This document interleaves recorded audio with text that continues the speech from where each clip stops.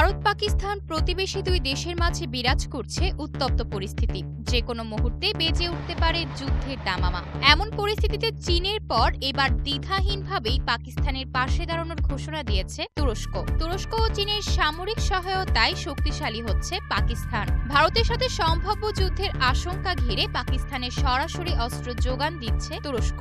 এর অংশ হিসেবে এরই মাঝে অস্ত্রশস্ত্রবাহী অন্তত 7টি সামরিক বিমান তুরস্ক থেকে পাকিস্তানে পৌঁছেছে। 28 এপ্রিল এক প্রতিবেদনে এমনটাই দাবি করেছে প্রভাবশালী ভারতীয় গণমাধ্যম টাইমস অফ ইন্ডিয়া।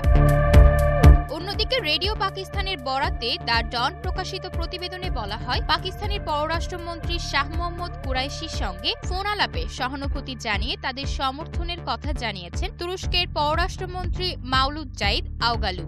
অন্যদিকে ইসলামাবাদের সামরিক ঘাঁটিতে তুরস্কের আরও 6টি 130 কার্গো বিমান পৌঁছানোর কথা জানিয়েছে টাইমস অফ ইন্ডিয়া। সেগুলোতেও সামরিক সরঞ্জাম ছিল বলে দাবি তাদের। 27 এপ্রিল তুরস্কের বিমান বাহিনীর একটি হারকিউলিস 130 কার্গো বিমান করাচিতে অবতরণ করেছে। এতে নানা রকম সামরিক সরঞ্জাম ছিল। তুরস্ক পাকিস্তানকে প্রতিরক্ষা সহায়তা দিচ্ছে, এটি তারই ইঙ্গিত বলে দাবি করেছে টাইমস অফ ইন্ডিয়া। এটিকে বৃহত্তর প্রতিরক্ষা সহায়তার অংশ হিসেবে উল্লেখ করেছে তারা।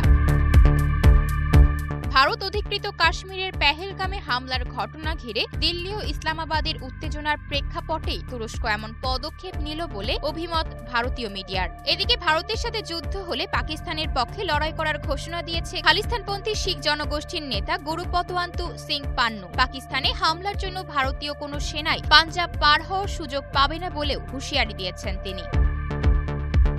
আয়শা অর্থী, নিউজ ডেস্ক, গ্লোবাল টেলিভিশন।